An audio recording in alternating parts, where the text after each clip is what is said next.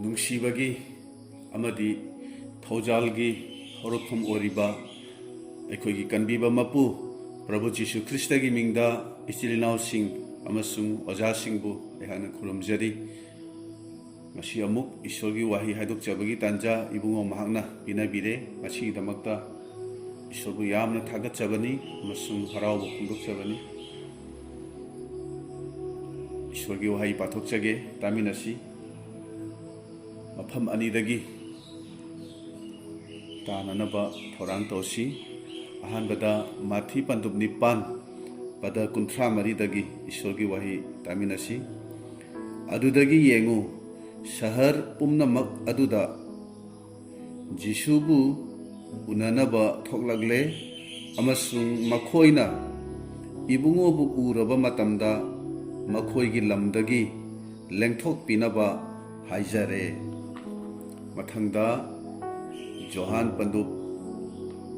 3 ꯄꯗ 63ꯗꯒꯤ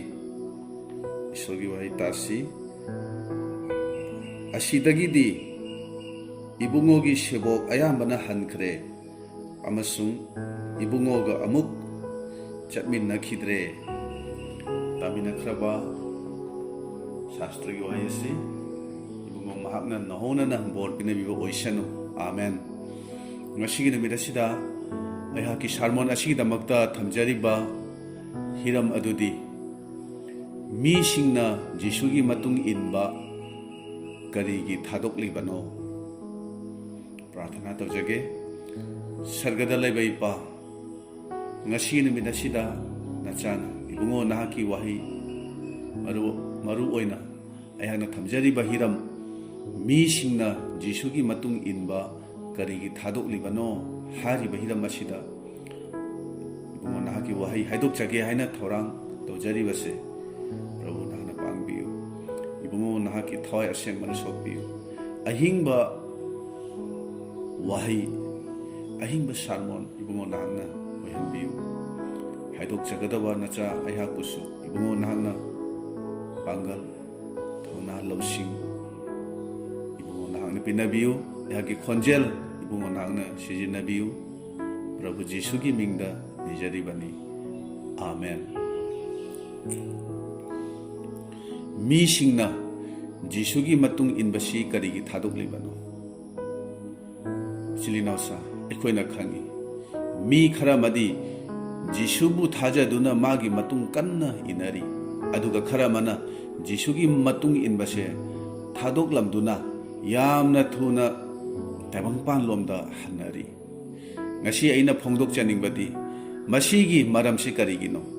ꯃꯁꯤ ꯑꯩꯈꯣꯏꯅ ꯈꯪꯐꯝ ꯊꯣꯛꯏ ꯍꯥꯏꯕꯁꯦ ꯑꯩꯅ ꯍꯥꯏꯖꯅꯤꯡꯉꯤ꯫ ꯀꯔꯤꯒꯨꯝꯕ ꯈꯪꯗ꯭ꯔꯒꯗꯤ ꯖꯤꯁꯨꯕꯨ ꯊꯥꯗꯣꯛꯇꯨꯅ ꯆꯠꯈꯤꯕꯁꯤꯡꯒꯤ ꯃꯔꯛ ꯑꯗꯨꯗ ꯑꯩꯈꯣꯏꯁꯨ ꯌꯥꯎꯈꯤꯕ ꯌꯥꯕꯅꯤ꯫ ꯍꯧꯖꯤꯛꯀꯤ ꯃꯇꯝꯁꯦ ꯃꯁꯤꯒꯤ ꯃꯔꯝꯗ ꯑꯩꯈꯣই ꯏꯁꯥꯅ ꯏꯁꯥꯕꯨ ꯆꯥꯡ ꯌꯦꯡꯕ ꯃꯇꯝꯅꯤ꯫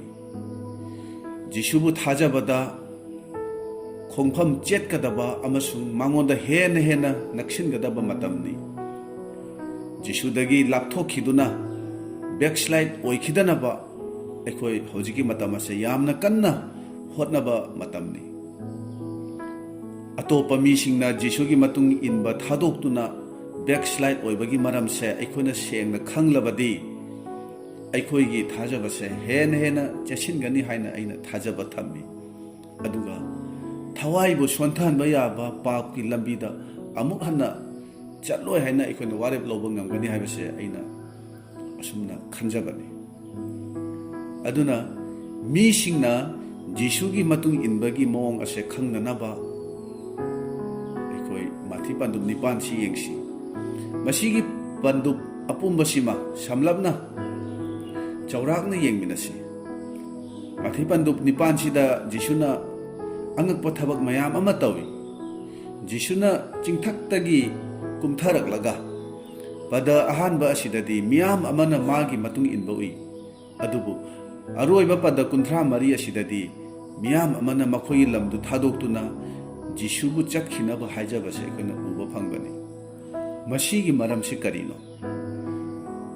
ꯃꯁꯤꯒꯤ ꯃꯑꯣꯡ ꯃꯇꯧꯁꯦ ꯍꯧꯖꯤꯛ ꯑꯩꯈꯣꯏꯒꯤ ꯁꯃꯥꯖꯇ, ꯑꯩꯈꯣꯏꯒꯤ ꯁꯤꯡꯂꯨꯞꯇ ꯎꯕ ꯐꯪꯂꯤꯕꯅꯤ꯫ ꯃꯁꯤꯒꯤ ꯃꯔꯝꯗ ꯑꯩꯈꯣꯏ ꯈꯟꯊꯃꯤꯟꯅꯕ ꯌꯥꯝꯅ ꯃꯔꯨꯅꯤ꯫ ꯑꯗꯨꯅ ꯃꯊꯤ ꯄꯟꯗꯨꯞ ꯅꯤꯄꯥꯟꯒꯤ ꯑꯃꯗ ꯃꯤꯌꯥꯝ ꯑꯃꯅ ꯖꯤꯁꯨꯒꯤ ꯃꯇꯨꯡ ꯏꯜꯂꯛꯄꯒꯤ ꯃꯔꯝꯗꯤ ꯖꯤꯁꯨꯅ ꯃꯤꯌꯥꯝ ꯑꯗꯨꯒꯤ ꯃꯈꯜ ꯃꯈꯜꯒꯤ ꯑꯅꯥꯕ ꯀꯌꯥ ꯃꯍꯥꯛꯅ ꯐꯍꯟꯕꯤꯔꯝꯕꯅꯤ꯫ ꯑꯗꯨꯒ ꯅꯤꯄꯥꯟꯒꯤ ꯑꯅꯤꯗ ꯑꯃꯨꯛ ꯌꯦꯡꯂꯕꯗꯤ ꯀꯨꯁꯇꯤ ꯊꯨꯡꯕ ꯅꯨꯄꯥ ꯑꯃ ꯐꯍꯟꯕꯤꯕꯒꯤ ꯃꯇꯥꯡꯗ ꯑꯃꯨꯛ ꯑꯩꯈꯣꯏꯅ ꯎꯕ ꯐꯪꯏ꯫ ꯅꯤꯄꯥꯟꯒꯤ ꯃꯉꯥꯗꯗꯤ ꯀꯐꯔꯅꯥꯍꯨꯝꯗ ꯂꯥꯟꯃꯤ 100ꯒꯤ ꯃꯀꯣꯛ ꯑꯗꯨꯒꯤ ꯊꯥꯖꯕꯒꯤ ꯃꯇꯥꯡꯗ ꯍꯥꯏꯔꯤ꯫ ꯖꯤꯁꯨꯅ ꯑꯁꯨꯝꯅ ꯍꯥꯏꯔꯤ ꯃꯥꯒꯤ ꯃꯔꯝꯗ, ꯏꯖꯔꯦꯜ ꯃꯔꯛꯇ ꯑꯁꯨꯛ ꯌꯥꯝꯅ ꯊꯥꯖꯕ ꯃꯤ ꯑꯃꯠꯇꯁꯨ ꯑꯩꯅ ꯎꯗꯦ ꯍꯥꯏꯅ ꯍꯥꯏꯔꯤꯕꯅꯤ꯫ ꯃꯔꯝꯗꯤ ꯂꯥꯟꯃꯤ 100ꯒꯤ ꯃꯀꯣꯛ ꯑꯁꯤꯅ ꯃꯥꯒꯤ ꯊꯥꯖꯕꯒꯤ ꯋꯥꯍꯩ, ꯃꯥꯅ ꯖꯤꯁꯨ ꯈ꯭ꯔꯤꯁꯇꯕꯨ ꯃꯥꯅ ꯑꯣꯅꯔ ꯇꯧꯕ ꯃꯑꯣꯡ ꯑꯗꯣ ꯃꯥꯒꯤ ꯋꯥꯍꯩꯗꯒꯤ ꯑꯩꯈꯣꯏꯅ ꯈꯪꯕ ꯉꯝꯕꯅꯤ꯫ ꯑꯗꯨꯃꯥꯏꯅ 9ꯒꯤ 13 ꯑꯗꯨꯗꯗꯤ ꯄꯤꯇꯔꯒꯤ ꯌꯨꯝꯗ ꯆꯠꯇꯨꯅ ꯃꯥꯒꯤ ꯃꯅꯦꯝꯕꯣꯛꯄꯨ ꯑꯅꯥꯕ ꯐꯍꯟꯕꯒꯤ ꯃꯇꯥꯡꯗꯣ ꯑꯩꯈꯣꯏꯅ ꯎꯕ ꯐꯪꯏ꯫ ꯑꯗꯨꯃꯥꯏꯅ 9ꯒꯤ 19ꯗꯗꯤ ꯁꯥꯁꯇ꯭ꯔꯒꯤ ꯑꯣꯖꯥ ꯑꯃꯅ ꯖꯤꯁꯨꯒꯤ ꯃꯇꯨꯡ ꯏꯟꯒꯦ ꯍꯥꯏꯕꯗ ꯖꯤꯁꯨꯅ ꯃꯥꯒꯤ ꯄꯨꯛꯅꯤꯡꯗꯣ ꯈꯪꯕꯒꯤ ꯃꯔꯝꯅ ꯂꯝꯍꯨꯏꯁꯤꯡꯒꯤ ꯃꯈꯨꯜ ꯂꯩ, ꯎꯆꯦꯛꯁꯤꯡꯒꯤ ꯃꯍꯨꯝ ꯂꯩ, ꯃꯤꯒꯤ ꯃꯆꯥꯅꯤꯄꯥ ꯑꯗꯨꯒꯤ ꯀꯣꯛ ꯊꯝꯐꯝꯗꯤ ꯂꯩꯇꯦ ꯍꯥꯏꯅ ꯖꯤꯁꯨꯅ ꯍꯥꯏꯈꯤꯕꯅꯤ꯫ ꯁꯥꯁꯇ꯭ꯔꯒꯤ ꯑꯣꯖꯥ ꯑꯗꯨꯅꯗꯤ ꯖꯤꯁꯨꯒꯤ ꯃꯇꯨꯡ ꯏꯜꯂꯗꯤ ꯆꯥꯅꯕ ꯊꯛꯅꯕ ꯁꯦꯠꯅꯕ ꯋꯥꯠꯂꯣꯏ, ꯃꯤꯡꯆꯠꯁꯨ ꯂꯩꯒꯅꯤ ꯍꯥꯏꯅ ꯃꯥꯅ ꯈꯜꯂꯝꯕ ꯌꯥꯏ꯫ ꯑꯗꯨꯕꯨ ꯖꯤꯁꯨꯅꯗꯤ ꯃꯥꯒꯤ ꯊꯃꯣꯏ ꯑꯗꯨ ꯈꯪꯕꯒꯤ ꯃꯔꯝꯅ ꯑꯩꯒꯤ ꯄꯣꯊꯥꯅꯕ ꯀꯣꯛ ꯊꯝꯐꯝ ꯐꯥꯎꯕ ꯇꯥꯏꯕꯪꯄꯥꯟꯁꯤꯗ ꯂꯩꯇꯦ ꯍꯥꯏꯅ ꯃꯥꯅ ꯍꯥꯏꯈꯤꯕꯅꯤ꯫ ꯑꯗꯨꯅ ꯃꯈꯥꯗ ꯑꯃꯨꯛꯀ ꯄꯥꯊꯔꯛꯂꯕꯗꯤ ꯁꯦꯕꯣꯛ ꯑꯃꯅꯁꯨ ꯖꯤꯁꯨꯒꯤ ꯇꯨꯡ ꯏꯟꯒꯦ, ꯑꯗꯨꯕꯨ ꯍꯥꯟꯅ ꯃꯄꯥꯕꯨ ꯄꯣꯠꯂꯣꯏꯔꯒ ꯃꯥꯒꯤ ꯃꯇꯨꯡ ꯏꯟꯒꯦ ꯍꯥꯏꯕꯅꯤ꯫ ꯃꯁꯤꯗ ꯅꯨꯄꯥꯁꯤꯅ ꯍꯥꯏꯕꯁꯤ ꯃꯄꯥ ꯁꯤꯔꯒ ꯄꯣꯠꯂꯣꯏꯔꯒ ꯇꯥꯏꯕꯪꯄꯥꯟꯕꯒꯤ ꯊꯕꯛ ꯊꯧꯔꯝ, ꯍꯥꯏꯕꯗꯤ ꯃꯄꯥ ꯁꯤꯔꯕꯅꯤꯅ ꯃꯆꯤꯟ ꯃꯅꯥꯎꯁꯤꯡ ꯂꯩꯔꯝꯕ ꯌꯥꯏ, ꯂꯟ ꯊꯨꯝ ꯌꯦꯟꯅꯕꯅꯆꯤꯡꯕ, ꯃꯁꯤ ꯄꯨꯝꯅꯃꯛ ꯂꯣꯏꯔꯒ ꯖꯤꯁꯨꯒꯤ ꯃꯇꯨꯡ ꯏꯟꯒꯦ ꯍꯥꯏꯅ ꯍꯥꯏꯕꯅꯤ꯫ ꯖꯤꯁꯨꯒꯤ ꯃꯇꯨꯡ ꯏꯟꯕꯗꯤ ꯄꯥꯝꯕ, ꯑꯗꯨꯕꯨ ꯇꯥꯏꯕꯪꯄꯥꯟꯕꯒꯤ ꯊꯕꯛ ꯊꯧꯔꯝ ꯂꯣꯏꯁꯤꯜꯂꯒ ꯃꯥꯒꯤ ꯃꯇꯨꯡ ꯏꯪꯅ ꯇꯞꯅ ꯏꯟꯒꯦ ꯍꯥꯏꯅ ꯍꯥꯏꯕꯅꯤ꯫ ꯖꯤꯁꯨꯅꯗꯤ ꯑꯁꯤꯕꯁꯤꯡꯅ ꯑꯁꯤꯕꯕꯨ ꯄꯣꯠꯂꯣꯏꯁꯅꯨ, ꯅꯪꯗꯤ ꯑꯩꯒꯤ ꯏꯇꯨꯡ ꯏꯜꯂꯨ ꯍꯥꯏꯅ ꯍꯥꯏꯕꯅꯤ꯫ ꯖꯤꯁꯨꯅ ꯍꯥꯏꯕꯁꯤꯗꯤ ꯅꯪꯅ ꯏꯇꯨꯡ ꯏꯟꯒꯦ ꯍꯥꯏꯅ ꯈꯜꯂꯗꯤ ꯇꯥꯏꯕꯪꯄꯥꯟꯕꯕꯨꯁꯨ ꯌꯥꯅꯅꯕ, ꯃꯗꯨ ꯀꯥꯏꯗꯅꯕ, ꯇꯥꯏꯕꯪꯄꯥꯟꯕꯕꯨ ꯄꯦꯟꯅꯅꯕ ꯇꯧꯕ ꯌꯥꯔꯣꯏ꯫ ꯑꯁꯤꯅꯤ ꯃꯥꯅ ꯍꯥꯏꯕꯁꯤ꯫ ꯃꯤ ꯑꯌꯥꯝꯕ ꯑꯃꯅꯗꯤ ꯀꯔꯤ ꯈꯜꯂꯤ? ꯇꯥꯏꯕꯪꯄꯥꯟ ꯑꯃꯁꯨꯡ ꯏꯃꯨꯡ ꯃꯅꯨꯡ ꯃꯔꯤ ꯃꯇꯥꯒꯤ ꯀꯥꯏꯗꯅꯕ, ꯑꯗꯨꯒ ꯖꯤꯁꯨꯒꯤꯁꯨ ꯀꯥꯏꯗꯅꯕ ꯆꯠꯀꯦ ꯍꯥꯏꯅ ꯈꯜꯂꯤ꯫ ꯃꯁꯤꯗꯤ ꯖꯤꯁꯨꯅ ꯌꯥꯗꯦ, ꯃꯥꯅ ꯄꯥꯝꯗꯕ ꯄꯨꯟꯁꯤ ꯃꯔꯦꯜꯅꯤ ꯍꯥꯏꯕꯗꯣ ꯑꯩꯈꯣꯏ ꯈꯪꯃꯤꯟꯅꯁꯤ꯫ ꯃꯤꯀꯅꯥꯅꯁꯨ ꯃꯄꯨ ꯑꯅꯤꯒꯤ ꯃꯤꯅꯥꯏ ꯑꯣꯏꯕ ꯌꯥꯔꯣꯏ ꯍꯥꯏꯅ ꯖꯤꯁꯨꯅ ꯍꯥꯏꯕꯅꯤ꯫ ꯃꯊꯪꯗ ꯑꯃꯨꯛ ꯌꯦꯡꯂꯕꯗꯤ ꯄꯟꯗꯨꯞ 9 ꯑꯁꯤꯒꯤ ꯃꯈꯥꯗ ꯑꯁꯨꯝ ꯄꯥꯊꯔꯕꯗꯤ ꯀꯔꯤ ꯎꯏ? ꯒꯗꯔꯤꯌꯥꯒꯤ ꯂꯝꯗ ꯖꯤꯁꯨꯅ ꯁꯦꯡꯗꯕ ꯊꯋꯥꯏꯅ ꯂꯣꯏꯅꯕ ꯃꯤ ꯑꯅꯤꯕꯨ ꯐꯍꯟꯕꯒꯤ ꯃꯇꯥꯡꯗ ꯑꯩꯈꯣꯏꯅ ꯎꯕ ꯐꯪꯏ꯫ ꯑꯇꯣꯞꯄ ꯋꯥꯄꯥꯎꯗꯗꯤ ꯃꯁꯤꯒꯤ ꯃꯇꯥꯡꯁꯤ ꯃꯤ ꯑꯃꯈꯛꯇꯃꯛ ꯄꯜꯂꯤ꯫ ꯋꯥꯔꯤꯁꯤꯗ ꯃꯤ ꯑꯅꯤ ꯑꯗꯨꯗ ꯂꯩꯔꯝꯕ ꯁꯥꯊꯤꯔꯕ ꯌꯥꯝꯅ ꯐꯠꯇꯕ ꯊꯋꯥꯏꯁꯤꯡꯗꯣ ꯖꯤꯁꯨꯅ ꯇꯥꯟꯊꯣꯛꯂꯒ ꯃꯅꯥꯛꯇꯨꯗ ꯂꯩꯔꯝꯕ ꯑꯣꯛ ꯁꯪꯒꯨ ꯑꯃꯗ ꯆꯪꯍꯟꯗꯨꯅ ꯑꯣꯛꯁꯤꯡ ꯑꯗꯣ ꯏꯁꯤꯡꯗ ꯂꯨꯞꯇꯨꯅ ꯁꯤꯈꯤꯕꯅꯤ꯫ ꯑꯣꯛ ꯁꯦꯜꯂꯝꯕꯁꯤꯡ ꯑꯗꯨꯅ ꯈꯨꯟꯗ ꯆꯪꯗꯨꯅ ꯇꯝꯂꯨꯕꯗꯒꯤ ꯃꯤꯌꯥꯝ ꯑꯃ ꯊꯣꯔꯛꯇꯨꯅ ꯖꯤꯁꯨꯕꯨ ꯌꯦꯡꯕ ꯂꯥꯛꯈꯤ꯫ ꯈꯨꯟꯗꯒꯤ ꯊꯣꯔꯛꯂꯤꯕ ꯃꯤꯌꯥꯝ ꯑꯗꯨꯅ ꯃꯤ ꯑꯅꯤꯗꯨ, ꯚꯨꯠ ꯆꯪꯗꯨꯅ ꯂꯩꯔꯝꯂꯤꯕ, ꯉꯥꯎꯗꯨꯅ ꯂꯩꯔꯝꯂꯤꯕ ꯃꯤ ꯑꯅꯤꯗꯣ ꯐꯍꯟꯕꯤꯕꯒꯤꯗꯃꯛ ꯍꯔꯥꯎꯕ ꯅꯠꯇꯦ, ꯖꯤꯁꯨꯕꯨ ꯊꯥꯒꯠꯅꯅꯕ, ꯃꯥꯕꯨ ꯍꯥꯏꯕꯗꯤ ꯖꯤꯁꯨ ꯈ꯭ꯔꯤꯁꯇꯕꯨ ꯍꯔꯥꯎꯕ ꯐꯣꯡꯗꯣꯛꯅꯅꯕ ꯃꯈꯣꯏ ꯂꯥꯛꯄ ꯅꯠꯇꯦ꯫ ꯑꯗꯨꯕꯨ ꯖꯤꯁꯨꯅ ꯃꯐꯝ ꯑꯗꯨꯗ ꯑꯇꯩꯁꯨ ꯀꯨꯏꯅ ꯂꯩꯊꯔꯒꯗꯤ ꯍꯦꯟꯅ ꯑꯃꯥꯡ ꯑꯇꯥ ꯊꯣꯔꯛꯄ ꯌꯥꯏ ꯍꯥꯏꯅ ꯃꯈꯣꯏꯅ ꯈꯟꯈꯤ꯫ ꯃꯔꯝꯗꯤ ꯍꯥꯟꯅꯅ ꯑꯣꯛ ꯁꯪꯒꯨ ꯃꯌꯥꯝ ꯑꯃ ꯁꯤꯈ꯭ꯔꯦ ꯍꯥꯏꯅ ꯃꯈꯣꯏꯅ ꯈꯟꯈꯤꯕꯅꯤ꯫ ꯑꯗꯨꯅ ꯃꯈꯣꯏꯅ ꯖꯤꯁꯨꯅ ꯃꯐꯝ ꯑꯗꯨꯗ ꯀꯨꯏꯅ ꯂꯩꯊꯕꯗꯣ ꯃꯈꯣꯏꯅ ꯄꯥꯝꯈꯤꯗꯦ꯫ ꯃꯈꯣꯏꯒꯤ ꯂꯝꯗꯨ ꯊꯥꯗꯣꯛꯇꯨꯅ ꯆꯠꯈꯤꯅꯕ ꯍꯥꯏꯅ ꯃꯈꯣꯏꯅ ꯍꯥꯏꯈꯤꯕꯅꯤ꯫ ꯈꯟꯗꯨꯅ ꯌꯦꯡꯕꯤꯌꯨ, ꯄꯟꯗꯨꯞ 9 ꯑꯍꯥꯟꯕ ꯄꯗ ꯑꯗꯨꯗꯗꯤ ꯃꯤꯌꯥꯝ ꯑꯃꯅ ꯖꯤꯁꯨꯒꯤ ꯃꯇꯨꯡ ꯏꯟꯅꯈꯤ꯫ ꯑꯗꯨꯕꯨ ꯄꯟꯗꯨꯞ ꯑꯁꯤꯃꯛꯀꯤ ꯑꯔꯣꯏꯕ ꯄꯗ 34 ꯑꯁꯤꯗꯗꯤ ꯃꯤꯌꯥꯝ ꯑꯃꯅ ꯃꯥꯕꯨ ꯔꯤꯖꯦꯛ ꯇꯧꯈꯤꯕꯅꯤ꯫ ꯃꯈꯣꯏꯒꯤ ꯂꯝꯗꯨ ꯊꯥꯗꯣꯛꯇꯨꯅ ꯆꯠꯈꯤꯅꯕ ꯍꯥꯏꯅ ꯍꯥꯏꯈꯤꯕꯅꯤ꯫ ꯃꯁꯤꯃꯛ ꯍꯧꯖꯤꯛꯀꯤ ꯃꯇꯝ ꯑꯁꯤꯗ ꯑꯩꯈꯣꯏꯒꯤ ꯏꯔꯛꯇ ꯎꯔꯤꯕꯅꯤ, ꯑꯩꯈꯣꯏꯒꯤ ꯁꯤꯡꯂꯨꯞꯇ ꯌꯥꯎꯔꯤꯕꯅꯤ꯫ mi ayamba amanadi masagi kanaba masagi oijaba phangbagidamak Jisugi manakta lakba pami laksu laklami adubu hankhre adubu kharamadi lanmi chamagi makok adugumna Jisubu sengna khangduna Jisubu sengna thajaduna aran khubanggidamak Jisugi nakta lakbasu yauri makhoi adudi hojiksu leiribani aduna ngasigi numit asida 미싱나 지수기 마tung 인바세 타독두나 거리기 zatkhibano 하이버기 matang asida poin manga thokna yengminasi masigi maramse aikoi khangdaba yadabani maramdi masi aikoi gi thawai gi punsiga mari leinaribani aduga ngasi haidok jagadaba wafam asidagi aikoi se karamba makhalgi thajabano haibase aikoi kharadi soidana khangba ngamgani aina Jisugi matung sengna ilibra natraga backslide oribra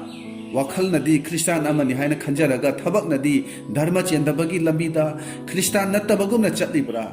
masi pumnamak aikoi ishwar gi wahi dagi mathang aikoi yengminasi aduna mi singna Jisu matung inbasi karigi thadok libano haibasigi ahanba point da aikoi yengminasi Johan panduk tarukki Johan panduk taruki pada yangkai taruk te yengsi masida kari hari aigi isa cari ba amasung aigi I thakli ba maha aduna aingonda itat tatana lairibani aduga aina mangonda itat tatana lairibani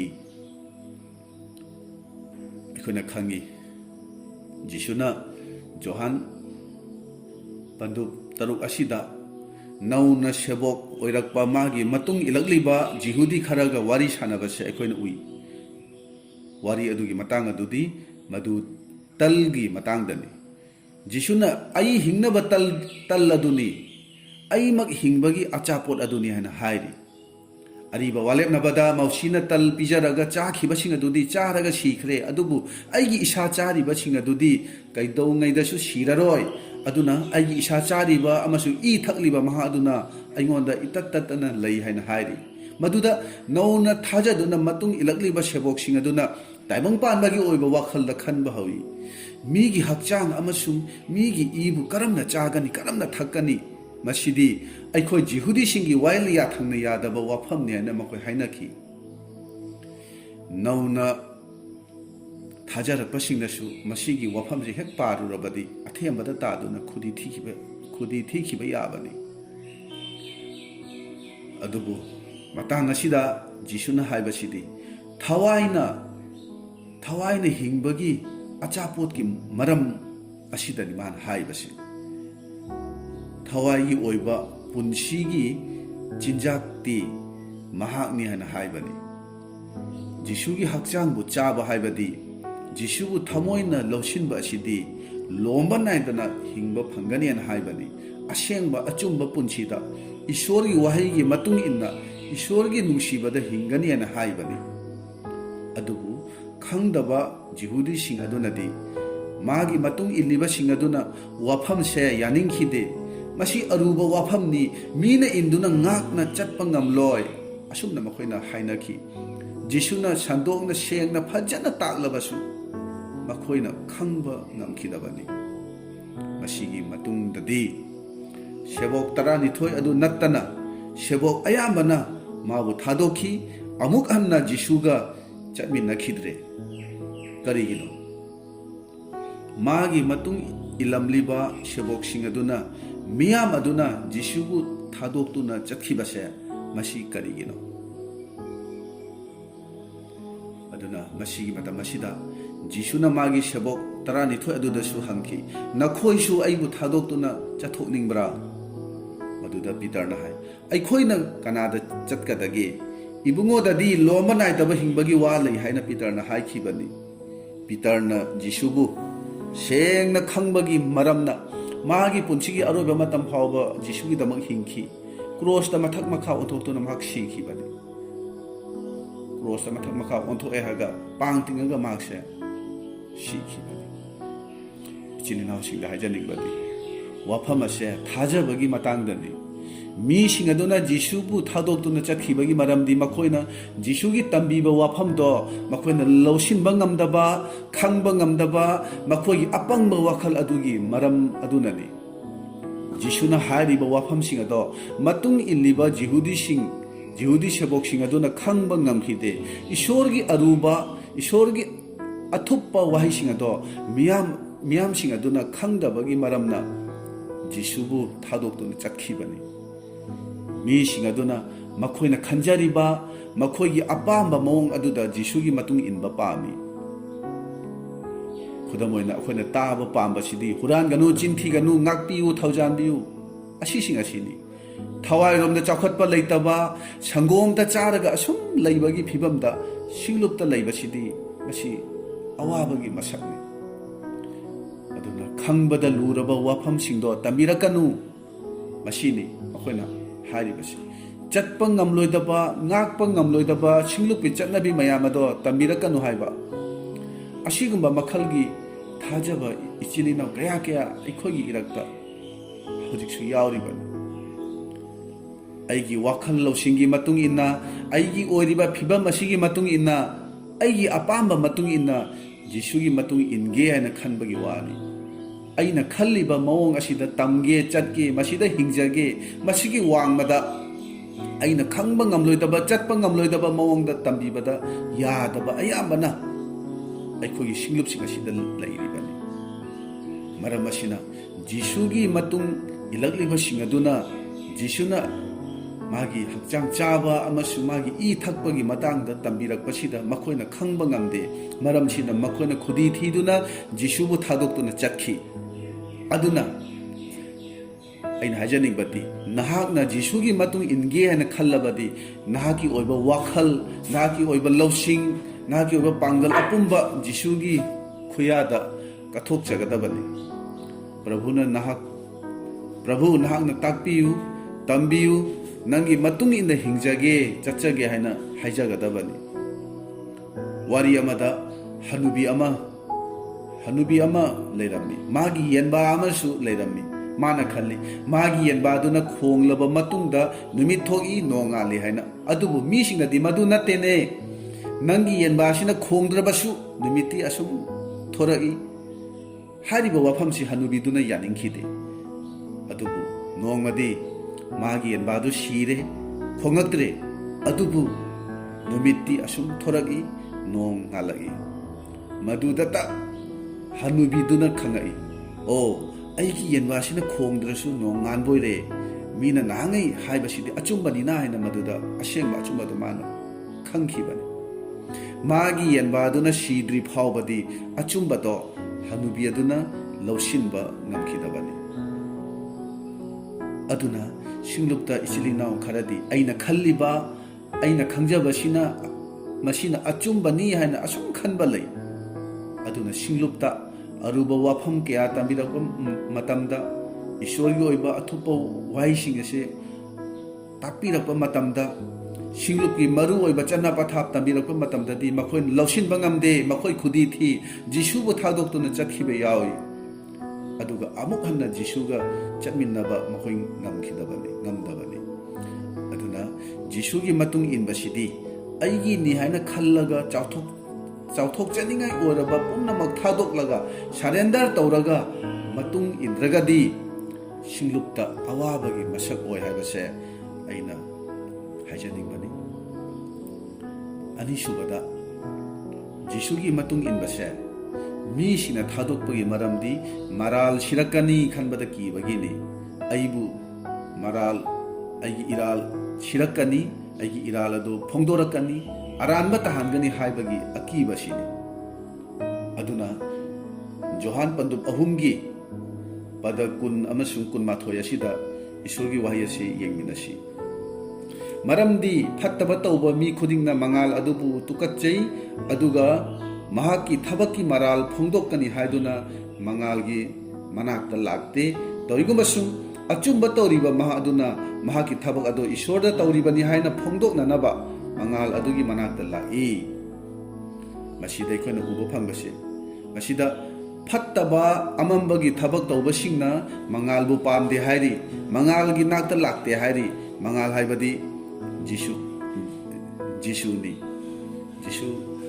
Krista di mangal ni ay na Bible na haiba ꯃꯈꯣꯏꯒꯤ ꯐꯠꯇꯕ ꯇꯧꯕꯒꯤ ꯃꯔꯝꯅ ꯃꯉꯥꯜꯕꯨ ꯄꯥꯝꯗꯦ ꯇꯧꯔꯤꯕ ꯊꯕꯛꯇꯨ ꯐꯠꯇꯦ ꯍꯥꯏꯗꯨꯅ ꯃꯔꯥꯜ ꯁꯤꯔꯛꯀꯅꯤ ꯈꯟꯕꯗ ꯀꯤ ꯍꯥꯏꯅ ꯍꯥꯏꯔꯤ ꯑꯗꯨꯕꯨ ꯑꯆꯨꯝꯕ ꯇꯧꯕꯁꯤꯡꯅꯗꯤ ꯃꯈꯣꯏꯒꯤ ꯊꯕꯛꯇꯨ ꯏꯁꯣꯔꯗ ꯇꯧꯔꯤꯕꯅꯤ ꯍꯥꯏꯅ ꯐꯣꯡꯗꯣꯛꯅꯅꯕ ꯃꯉꯥꯜꯒꯤ ꯃꯅꯥꯛꯇ ꯂꯥꯛꯏ ꯍꯥꯏꯅ ꯍꯥꯏꯔꯤ ꯃꯤꯁꯤꯡꯅ ꯖꯤꯁꯨꯒꯤ ꯃꯇꯨꯡ ꯏꯟꯕꯗꯤ ꯄꯥꯝꯃꯤ ꯑꯗꯨꯕꯨ ꯖꯤꯁꯨꯒꯤ ꯃꯅꯥꯛꯇ ꯌꯥꯝꯅ ꯀꯟꯅ ꯅꯛꯁꯤꯟꯕꯗꯤ ꯄꯥꯝꯗꯕ ꯃꯤ ꯃꯌꯥꯝ ꯑꯃ ꯂꯩꯔꯤꯕꯅꯤ ꯃꯈꯣꯏꯅ ꯖꯤꯁꯨꯒꯤ ꯑꯣꯏꯕ ꯃꯤꯁꯤꯡꯒ ꯌꯥꯝꯅ ꯅꯛꯁꯤꯟꯕꯗꯣ ꯃꯈꯣꯏꯅ ꯄꯥꯝꯗꯦ ꯕꯥꯏꯕꯜꯒ ꯅꯛꯁꯤꯟꯅꯕꯗꯣ ꯃꯈꯣꯏꯅ ꯄꯥꯝꯗꯦ ꯊꯋꯥꯏ ꯑꯁꯦꯡꯕꯒ ꯅꯛꯁꯤꯟꯅꯕꯗꯣ ꯃꯈꯣꯏꯅ ꯄꯥꯝꯗꯦ ꯄ꯭ꯔꯥꯔꯊꯅꯥꯗ ꯅꯛꯁꯤꯟꯕ ꯊꯋꯥꯏ ꯌꯥꯎꯁꯤꯟꯕꯗꯣ ꯃꯈꯣꯏꯅ ꯄꯥꯝꯗꯦ ꯃꯔꯝꯗꯤ ꯃꯈꯣꯏꯒꯤ ꯃꯔꯥꯜ ꯑꯗꯨ ꯐꯣꯡꯗꯣꯛꯀꯅꯤ ꯈꯟꯕꯗ ꯀꯤ ꯃꯍꯥꯛꯅ ꯃꯁꯥꯒꯤ ꯏꯃꯨꯡ ꯃꯅꯨꯡꯗ ꯑꯇꯣꯞꯄ ꯃꯤꯁꯤꯡꯗ ꯇꯧꯔꯤꯕ ꯆꯠꯂꯤꯕ ꯃꯑꯣꯡ ꯃꯇꯧ ꯑꯗꯣ ꯇꯧꯔꯤꯕ ꯊꯕꯛꯇꯣ ꯕꯥꯏꯕꯜꯅ ꯌꯥꯗꯕꯅꯤ ꯁꯤꯡꯂꯨꯞꯅ ꯌꯥꯗꯕꯅꯤ ꯍꯥꯏꯕꯁꯦ ꯃꯁꯥꯅꯁꯨ ꯈꯪꯉꯤ ꯃꯗꯨꯁꯤꯡꯗꯣ ꯃꯍꯥꯛꯅ ꯃꯁꯥꯅ ꯄꯥꯝꯖꯅ ꯇꯧꯕ ꯃꯤ ꯀꯌా ꯑꯃ ꯌꯥꯎꯔꯤ ꯅꯠꯇ꯭ꯔꯒ ꯈꯔ ꯑꯃꯗꯤ ꯊꯥꯗꯣꯛꯀꯦ ꯈꯜꯂꯕꯁꯨ ꯊꯥꯗꯣꯛꯄ ꯉꯝꯗꯕꯗꯒꯤꯁꯨ ꯇꯧꯕ ꯌꯥꯎꯔꯤ ꯃꯈꯣꯏꯅ ꯃꯗꯨꯗ ꯑꯦꯗꯤꯛ ꯑꯣꯏꯕꯁꯨ ꯌꯥꯎꯔꯤ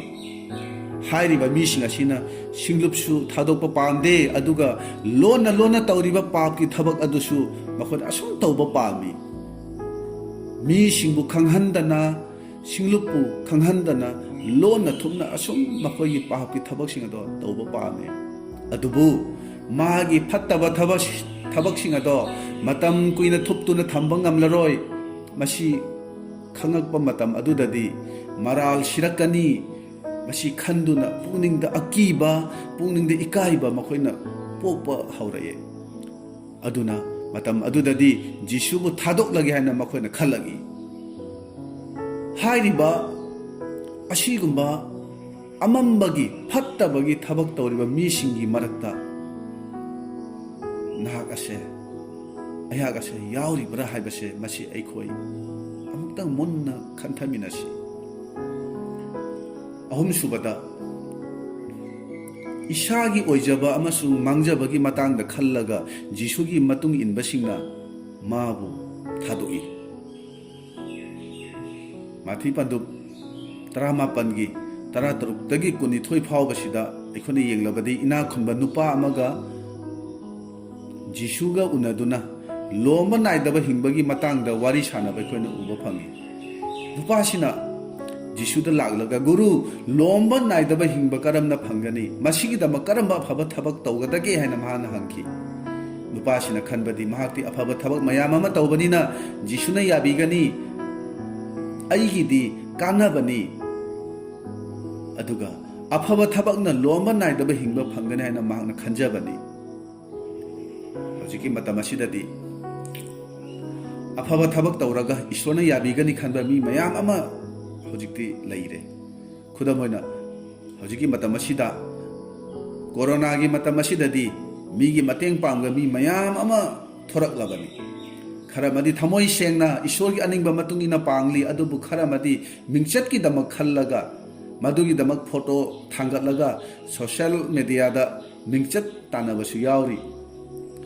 ꯊꯥꯖꯗꯕꯁꯤꯡꯒꯤ ꯋꯥꯐꯝꯗꯤ ꯇꯣꯛꯂꯁꯤ ꯑꯗꯨꯕꯨ ꯊꯥꯖꯕ ꯏꯆꯤꯜ ꯏꯅꯥꯎꯁꯤꯡꯒꯤ ꯃꯇꯥꯡꯗ ꯑꯩꯅ ꯍꯥꯏꯖꯅꯤꯡꯕꯗꯤ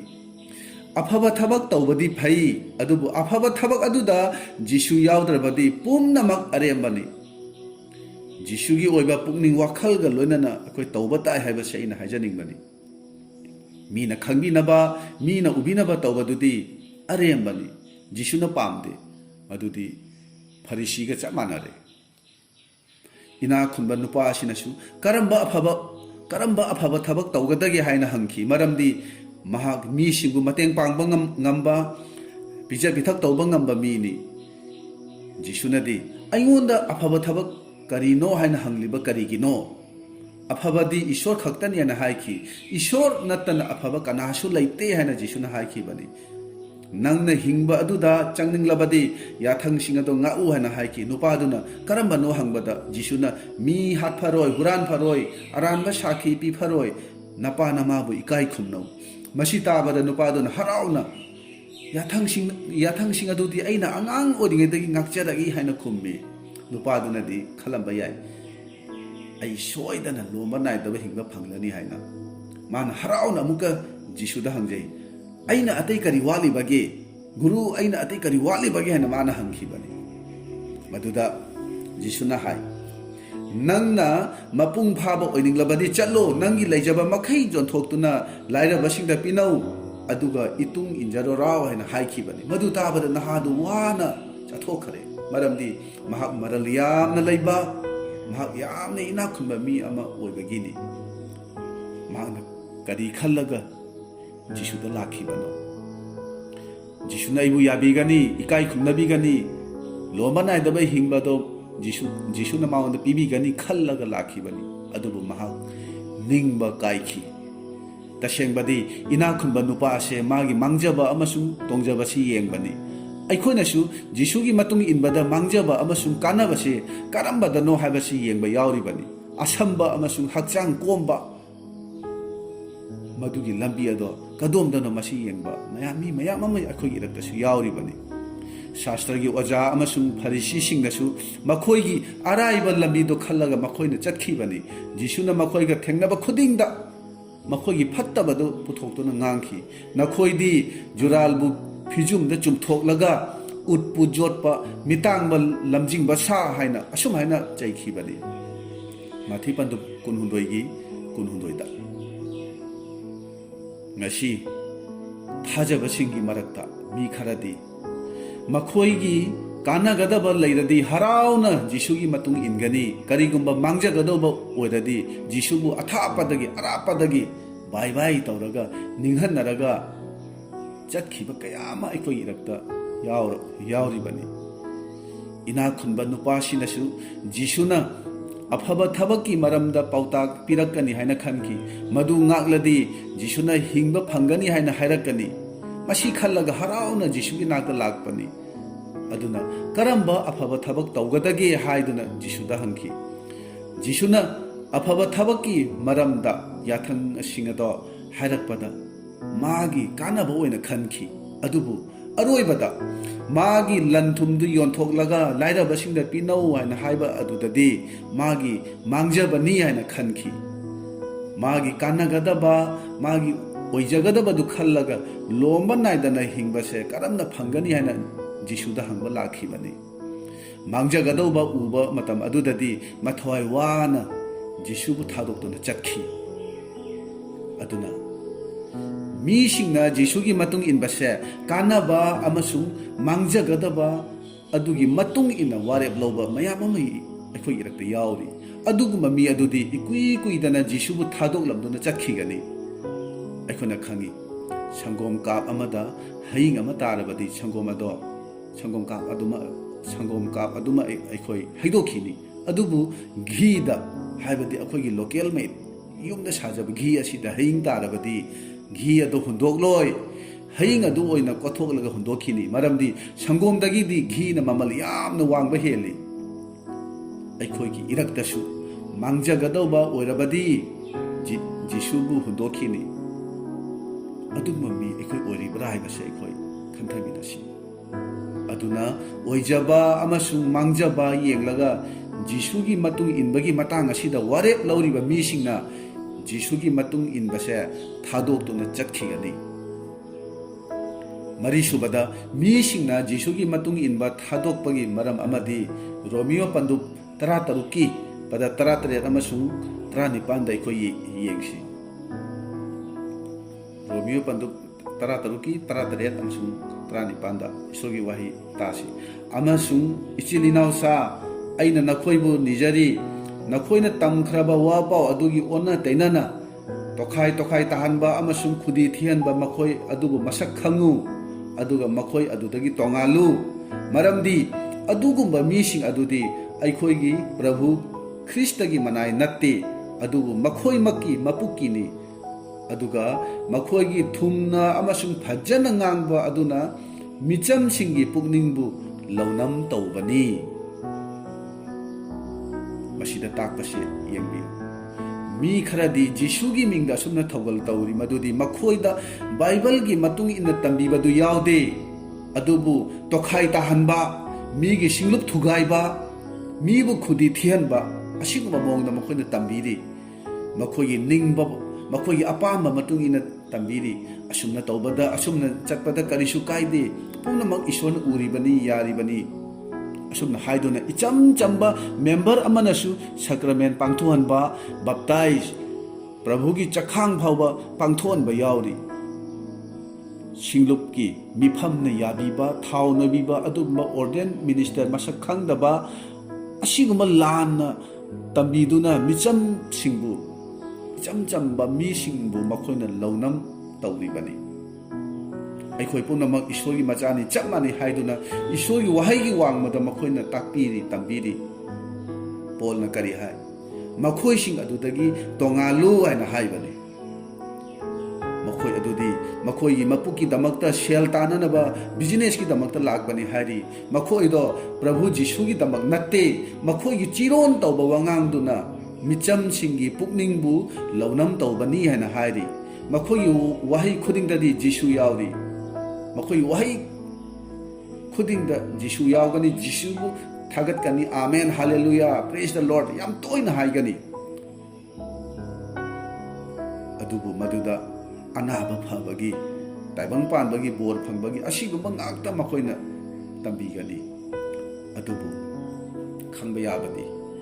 ꯑꯋꯥ ꯑꯅꯥ ꯇꯥꯕ ꯃꯇꯝ ꯁꯩꯇꯥꯟꯅ ꯊꯦꯝꯃꯛꯄ ꯃꯇꯝ ꯑꯔꯥꯟ ꯈꯨꯕꯝꯒꯤ ꯃꯇꯥꯡꯗ ꯑꯋꯥꯕ ꯈꯨꯗꯣꯡꯊꯤꯕ ꯃꯥꯌꯣꯛꯅꯕ ꯊꯦꯡꯅꯕ ꯃꯇꯝ ꯑꯗꯨꯗꯗꯤ ꯀꯔꯤꯒꯨꯝꯕ ꯃꯈꯜꯒꯤ ꯏꯁꯣꯔꯒꯤ ꯋꯥꯍꯩꯗꯒꯤ ꯃꯇꯦꯡ ꯑꯃꯠꯇ ꯐꯪꯕ ꯉꯝꯗꯦ